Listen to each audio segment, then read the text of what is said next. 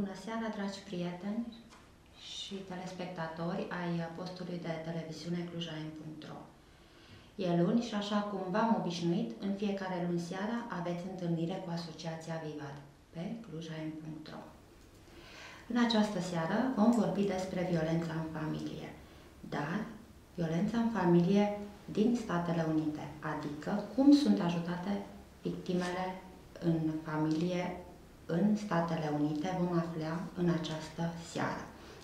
Pentru asta am alături de mine pe doamna profesor emerit MELANIE SHEPARD și cine este dânsa și cum de a ajuns la noi în emisiune o să vă povestim imediat, și pe domnișoara MIRIAM BUCUR, care este studentă la Facultatea de Asistență Socială din cadrul Universității Babeș-Bolyai din Cluj-Napoca.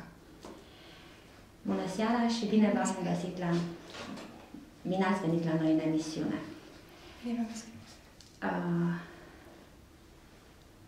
Suntem onorați, doamna profesor, că ați venit la noi în emisiune, că ați acceptat invitația noastră. We are honored that you accepted our invitation and you came here to talk with us. Suntem curioși să aflăm cum sunt ajutate victimele violenței în familie în Statele Unite. We are interested in finding out how the victims of domestic violence are helped there in United States or America. Pentru că noi știm că Statele Unite au fost printre primele state care au luat atitudine împotriva acestui fenomen. Because we know that the United States are the first one to address and to do something to fight for the rights of women that are suffering from domestic violence. Și pentru început aș dori să ne spuneți cine sunteți de fapt, doamna profesor, doctor MELANIE SHEPARD. Am vrea să vă prezentați ca să vă cunoască și cei care ne urmăresc. Firstly, we would like to know a little more about you and to present yourself. Well, my name is Melanie Shepard, and I'm an emeritus professor at the University of Minnesota Duluth, where I taught for about 31 years, and I still teach there some of the time. I also, right now, I'm a Fulbright scholar at Babeș-Bolyai University in the School of Social Work and Sociology. Numele meu este Melanie Shepard. Am lucrat timp de 30 de ani în domeniul asistenței sociale. Am fost profesor, adică sunt în continuare un profesor emerit în Duluth, Minnesota, din Statele Unite ale Americii. Și am venit aici printr-un program Fulbright, într-un schimb de experiențe și predau unor studenți de la Facultatea de Asistență Socială Babeș-Bolyai din anul 2 facultate. The Fulbright scholars are, it's a cultural or educational exchange, started in the United States in the 1940s, and it allows scholars and students from the United States to come and visit other countries and teach and do research. Acest program Fulbright este un schimb de experiențe în care studenții pot să meargă în alte țări cu ajutorul unor burse și chiar și profesori pot să meargă și să predea în anumite universități din lume. De aceea doamna a venit în România. And students and faculty from other countries such as Romania can also receive scholarships to come to the United States. De asemenea, și studenți din România pot să primească asemenea burse și să vină și ei în Statele Unite sau în alte țări. So during my career, I had the opportunity to work in Duluth with the Domestic Abuse Intervention Project, where I did research and I also worked with, helped facilitate groups. În Duluth a putut să lucreze ca și asistent social.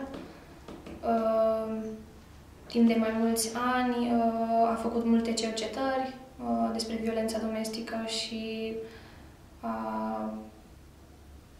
ajutat la înființarea anumitor grupuri. I don't know what you call them. Work with support groups and cu grupuri de suport. Yeah. De ce violența domestică? De ce ați ales Why did you choose this domain, domestic violence, and not another one? Well, I started in social work, working in child welfare, and also doing counseling. La început a lucrat în domeniul protecției copilului și a făcut consiliere. And I found that many of the women that I worked with in those different kinds of jobs had experienced domestic violence. Și a descoperit că multe femei cu care a avut legătură au experimentat violență în cadrul familiei. So then when I went to work on my doctoral degree, I had the opportunity to meet with Ellen Pence, who was working in Duluth and creating a new approach to address domestic violence. Atunci când își scria doctoratul, s-a întâlnit cu această doamnă care se ocupa cu lărgirea acestui domeniu al violenței domestice și intervenții în acest domeniu. And so because they were looking for someone to do more research and evaluation, I got involved with doing that as part of my doctoral dissertation. Și deoarece doreau să înceapă anumite cercetări despre acest fenomen, atunci am început să intre și ea în conjunctura aceasta și să participe ea însăși la cercetări. And because Duluth was such an innovative place, it was leading the way in a lot of what was happening in domestic violence in the United States in the 1980s, and so I got involved with working on that. Și deoarece în Duluth, în 1980, au început să se miște oarecum lucrurile în legătură cu acest domeniu, oamenii să fie mai interesați de combaterea discriminării și a violenței în cadrul familiei, atunci a început și ea să lucreze și să implice mai mult în această zonă. A fost greu? It was hard. It was hard. A fost un domeniu nou și... It was a new domain. It was, yes, I mean, it's challenging. It's challenging work and there's always more to be done. Totdeauna este o provocare și tot timpul apar alte lucruri noi care trebuie rezolvate și găsite soluții noi. Ce este modelul Duluth? Am auzit de acest model și am vrea să ne povestiți mai multe despre el. What is the Duluth model? We heard about it and we want to know a little more about it. The Duluth model was started in the 1980s by advocates working with community leaders to develop a coordinated community response to address domestic violence. Acest program, adică acest model Duluth, s-a conceput în jurul dorinței de a face un răspuns comunitar și de a implica fiecare parte a comunității din perspectivă legală, poliția. Community leaders came together, particularly in the criminal justice system, and said they agreed on some certain philosophy. One was that the community should be responsible for addressing domestic violence, not the victim. Și atunci chiar și sistemul judiciar a început să se gândească faptul că comunitatea trebuie să răspundă și să desfășoare anumite activități pentru a întâmpina victimele și nu victimele trebuie să găsească anumite răspunsuri și anumite soluții singuri pentru a scăpa din acea relație. E interesant punctul ăsta de vedere. This is interesting. This point of view. And the other is that there should be emphasis on victim safety, so whatever intervention is done should emphasize keeping victims safe. Și un alt lucru este importanța menținerii siguranței a victimei și nu doar de a interveni și de a ajuta și atât, ci și protecția persoanei respective. And then another piece is that abusers should be held accountable for their actions. So the community should hold abusers accountable for their behavior. Și de asemenea faptul că agresorii trebuie să răspundă de faptele lor și trebuie întotdeauna să fie luată la răspundere în fața legii. So there is a common belief that it's a social problem the community should address, and it's not just the fault of the victim. Și atunci el s-a gândit că este mai mult o soluție comunitară și nu e oarecum o problemă a comunității și nu e doar o problemă a victimei. Nu victima trebuie să se ocupe singură. Aș vrea să vă întreb, cum a primit comunitatea aceste propuneri? She likes to ask, how did the community respond to this? Well, it took a lot of work by leaders, advocates, domestic violence advocates, to sit down and talk to the police and talk to the courts and talk to judges and try to work with them to come to common agreement. And Duluth is a small city, so it was a good opportunity where it wasn't too big, where you couldn't kind of get people together and really talk this over. And we also had some good leaders. Alan Pence was a very influential leader and very able to talk with people and negotiate with them. We had leaders that helped get people together and organize people, I guess is what we would say. Okay, so avem anumiți lideri, cum ar fi doamna Penn, care a fost un punct forte și a vorbit și a început să vorbească cu judecătorii, cu tribunalul, apoi cu poliția și să pornească oarecum demersurile ca să găsească acest răspuns comunitar. Și cum Duluth este un oraș mai mic, s-a putut face lucrul acesta. Chiar a fost un succes. They also tried things out. For example, with the police, they wanted them to arrest, arrest abusers. And sometimes they didn't want to get involved, and so they said, well, if you try it out and have a policy where the police were required to arrest, if they could see evidence that an assault had occurred, they were required to arrest rather than asking the woman to go down and file a complaint. Și atunci s-au gândit cum să se implice poliția și cum trebuie să răspundă apelului victimei și cum trebuie să mandatory arrest, arestul mandator. Deci, cum să gestioneze arestarea? Cum să gestioneze arestarea agresorului? And when they had the police try it out, the police found out that it worked. They were afraid that it would cause more problems, but they found out that it worked okay. So then they decided to keep doing it. Au văzut faptul că felul lor de abordare a fost unul cu succes și atunci au continuat mai departe. Oare ne-ar putea spune care ar fi felul ăsta de abordare? Could you say this approach? What it was? We didn't understood before. What's the approach?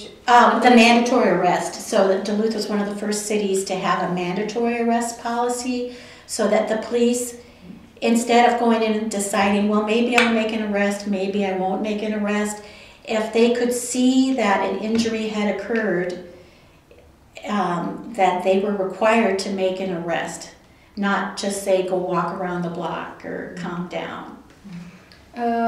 Și această abordare, faptul că polițiștii trebuie să aresteze victima, trebuie să aresteze agresorul dacă sunt răni vizibile asupra victimei și nu doar să calmeze situația și să lase pe agresor să se plimbe în jurul cartierului ca să se relaxeze, să-și revină. Și era obligați să-i aresteze. Și atunci chiar am văzut că e un succes lucrul ăsta. Felicitări! Noi încercăm, da. La noi nu se pun astfel, nu se întâmplă acest lucru. Dacă o femeie este bătută, este scoasă ea din casă și agresorul rămâne. Congratulations! Here we just take the victim out of the house and the aggressors remain at the house, so they are not arrested. Este un model pe care trebuie să-l urmăm și noi. It's a model that we should follow as well. Poftim mai departe, spuneți-ne că deci ați ajuns la implementarea lucru cu poliția. Apoi? You can go on. What there was more? Well, the Duluth model also involves the different parts of the criminal justice system developing policies around domestic violence to make the system work better. S-au gândit la dezvoltarea anumitor politici în jurul violenței domestice care să ajute victima. Am o întrebare pentru prima parte, pentru cea cu poliția.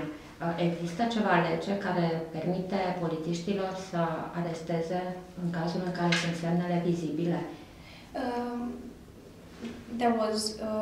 She asked if there is a law that where it says that the policemen are obligated to arrest the aggressor.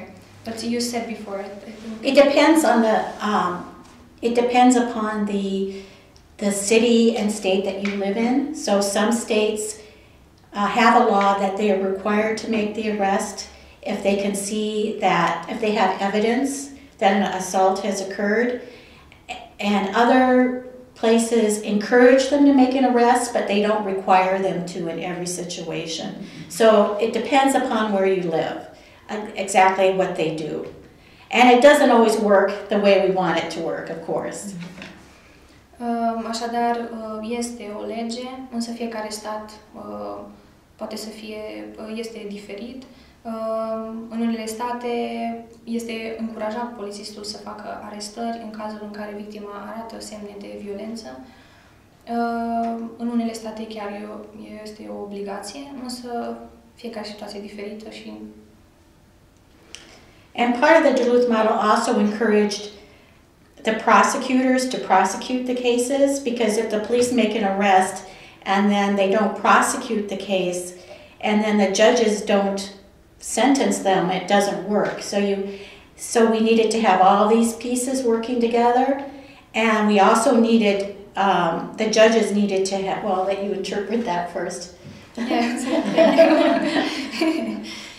De asemenea, în modelul Duluth este nevoie ca și procuratura să-și facă partea, deoarece este înțeles dacă agresorul este arestat, dar apoi e liberat și nu condamnat oarecum la o anumită... Și procuratura se sesizează din oficiu sau la plângerea prealabilă a victimei? The court.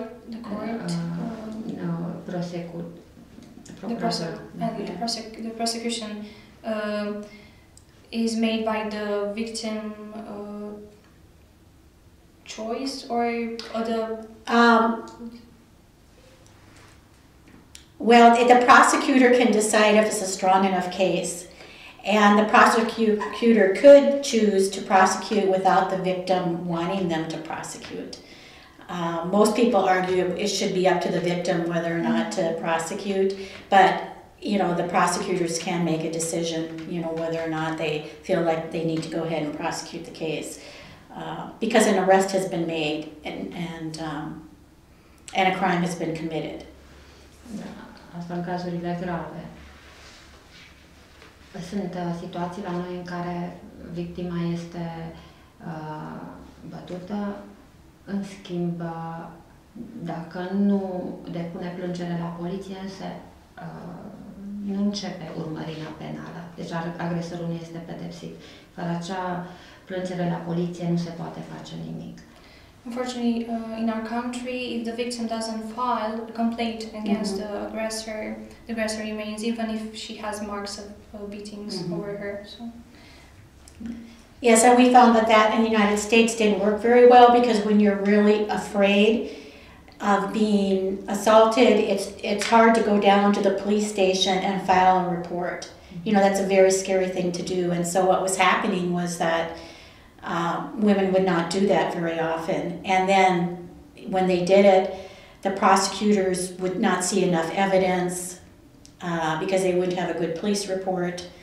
And so the whole system kind of broke down, rather than the community saying it's our responsibility, the police should make the arrest.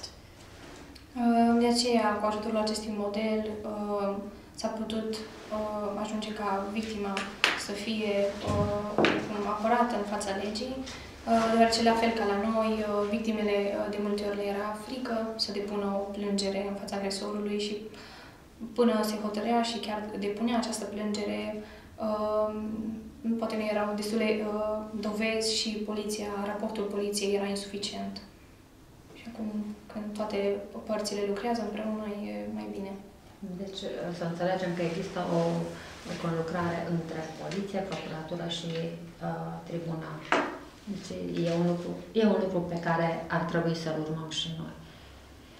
So it's a good thing that the law, the court and the prosecutors and the police work together. Yes. So we need to follow. Și rolul unei organizații, unui ONG care ajută astfel de femei, care este în toată?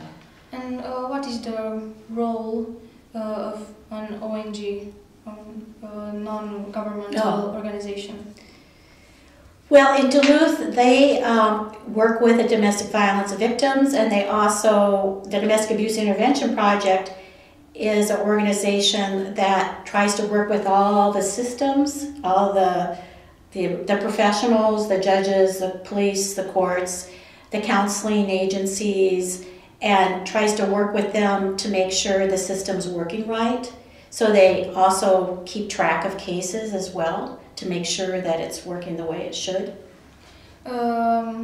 Au o parte foarte importantă, ONG-urile, deoarece ei supervizează sau oarecum au anumite evaluări asupra felului în care sistemele răspund la aceste cazuri de violență domestică și ei țin... Deci ei urmăresc fiecare caz și felul în care îi amploare.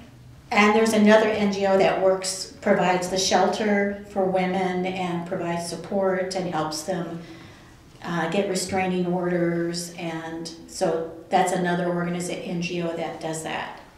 Și de asemenea mai este un alt ONG care oferă servicii precum adăposturi, consiliere și advocates. Ei au o formă de asistare a victimelor pe parcursul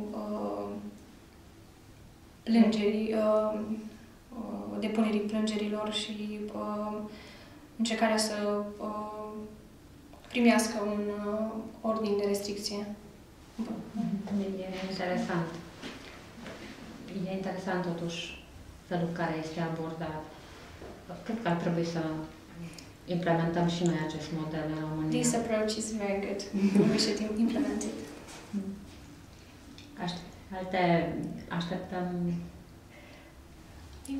Well, the Duluth model is also sometimes used to refer to the men's. There's a curriculum developed by Ellen Pence and Michael Paymar for groups for men who batter. So there is an education program. Este chiar și un grup destinat și un serviciu destinat agresorilor, tot organizat de această femeie, Pam. So they developed the curriculum, and so the judges they can order men to attend groups, and then they go through these group sessions, and they learn about using domestic violence as a tool of power and control. So the focus is on power and control, and they educate them about domestic violence and how they use it and try to work with them to change. Există în lege obligația agresorului de a participa la aceste sesiuni, sesiuni de educare a lor despre controlul și puterea mânie și a violenței și... Din nou, asta ar trebui și la noi, în lege să stipulăm acest lucru. Facem o paralelă, da? La noi agresorii nu se întâmplă nimic cu ei. Deci nu sunt obligați de lege să facă consiliere, să participe la ședințe de psihologie, ședințe cu psihologii, deci nu sunt obligați la nimic. Here in Romania, the aggressors are made, we make nothing with them, not even there are problems with arresting them, but here we don't, the law doesn't stipulate something like they need to go to counseling and group support. Like. Yes, and so we have that program, those programs in the United States. They don't fix the whole problem. I mean, a lot of men don't change. Some men do, and so some people say, well, it doesn't really work, but it does work for some. It's not perfect. Și acest sistem nu este perfect, acest model din Duluth, dar mulți dintre agresori ajung să se schimbe și chiar este un rezultat pozitiv pe baza acestui model. Deci este de aplicat. We can apply it, so it's good, it's for the best. Mai cuprinde ceva acest model sau? There is something more about this model. I think that's mainly it. I mean, it's an important part is that you need to have services for victims too in the community, because you don't want to arrest men and then have there no safe place for the women to go if the man goes to jail for a little while, and if the woman can't leave and have a safe shelter, it's not, she needs to be able to have support and help. So you need to have all those pieces if you're going to do a good job of it. Ea a spus faptul că e nevoie de fiecare lucru pe care l-am discutat acum despre acest model Duluth, pentru ca victima să fie salvată din situația ei și fiecare, degeaba agresorul este arestat dacă nu există un adăpost și servicii pentru ele, pentru siguranța lor. În momentul în care agresorul este arestat, victima este dusă în adăpost? Right in the moment when the aggressor is arrested, the victim is taken to a shelter, or well, they give the information to the victim about shelter, and so that she knows that that's available to her, and they may also give her a ride to the shelter, but she doesn't have to go to the shelter, so it's up to her to decide, is this something I need to do? So if they take him away, a lot of times he might just go and spend overnight in jail before he later goes to court. So she has to decide, do I feel safe here, or do I have family I can go to, or friends, or do I want to go to a shelter, or do I feel okay staying here? And it's really up to her to make that decision based on knowing her own situation. Și ordinul de protecție vis-a-vis de victimă, în cât timp se judecă? And the restraining order, how long does it take to from when you file a restraining order until you get it? I am not sure. I mean, you can get an initial one very quickly in a couple weeks, like a temporary one, and that will give you protection, and then you go to court later to get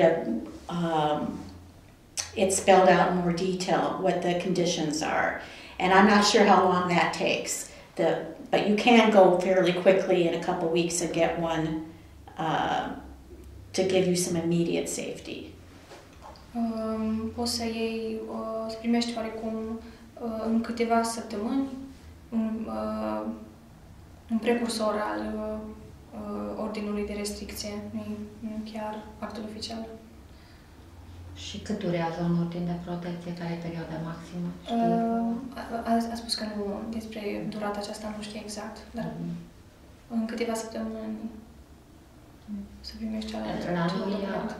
Noi am reușit în România să ajungem la obligarea în 72 de ore, maxim 70 de ore și 2 de ore să se pronunțe ordinul de protecție. Here in Romania, we succeeded to get this restraining order in maximum 72 hours in the law. So that's good. Pe durată maximă de 6 luni. But for a period of 6 months, that restraining order. Cum este percepută de oamenii de rând, de societatea civilă, ar veni violența domestică? Este recunoscută, este ascunsă, este un tabu? How does the society perceive domestic violence? It's a taboo subject, or it's out in the open? It's known by the people, or? It's known by the people. It's, I think over time there's been a lot of work done to create awareness about it.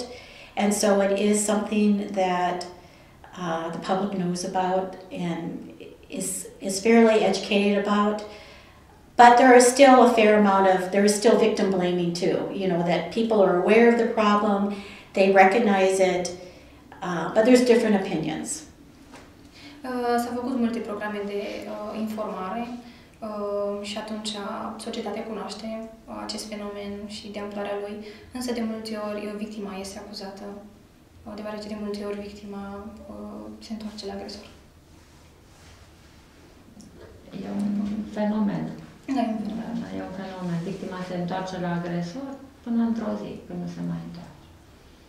Până când ea e pregătită să plece. Societatea cum așa înțelege. Doamna Melanie, ce învățați pe tinerii noștri din România acum? What was your implication in here in Romania? What did you teach your students? Well, maybe you should answer that question. I taught a course in domestic violence, and we covered things like understanding what it is, learning about domestic violence as a tool for power and control. So we learned about all the different ways someone can be abused, you know, from, there's not just the physical violence, but, and that makes it really powerful, but there's also isolation, cutting her off from money, using the children, in threatening, intimidation. So we learned about both psychological abuse and physical and sexual abuse.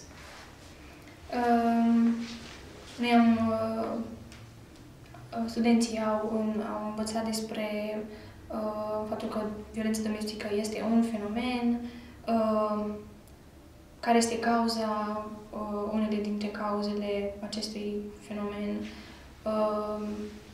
care sunt implicațiile și cum arată, ce forme are. Ea nu este doar violență fizică, ci și emoțională și sexuală și implică o are mare de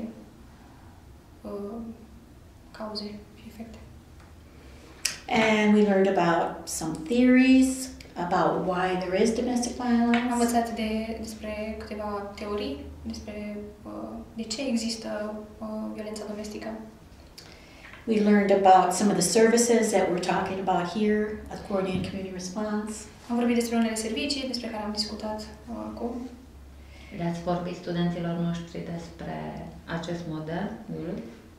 Did you talk about this model Duluth? Yes, we did. We talked about the Duluth model.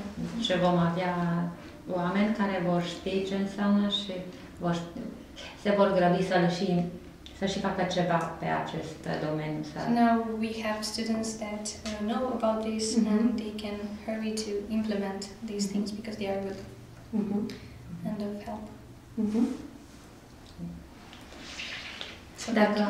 Dacă mai aveți ceva de adăugat, dacă aveți ceva de transmis celor care ne urmăresc. If you want something to add or you want to say something to the public. Well, I very much enjoyed my time in Romania. I think it's really important that Romania has some I think you have some good policies and legislation you put into place, but there's a need for more services. You know, for example, shelter for women. My sense is there needs to be many more shelters for women, because I live in a much smaller town than Cluj, and we have a pretty large shelter and a lot of support there. And so I'd like to see Romania have more shelters for women. Mi-a plăcut foarte mult faptul că am venit în România și am văzut că este legislație care luptă împotriva violenței domestice și am văzut multe servicii oferite, însă este nevoie de mai multe adăposturi acordate femeilor care suferă de aceste abuzuri și în Duluth este un oraș mult mai mic ca și Cluj și sunt mai multe adăposturi. Curiozitate, ce populație are Duluthul? Curiosity, what is the population of Duluth? The number, approximately. It's about 90,000 people. So. Și câte adăposturi? How many shelters? Well, we have one, but it could be bigger, but it's a nice shelter. Deci, oricum, la 9.000 de persoane, un adăpost e. La noi, la 200... La cât suntem în Cluj, avem un singur, da? Yeah, we have only one shelter in Cluj. Și cu o capacitate de maxim 8 locuri. And just 8 places in it. Yes. Dar victimele sunt ajutate și noi vă mulțumim că sunteți aici și că ne-ați explicat acest model Duluth.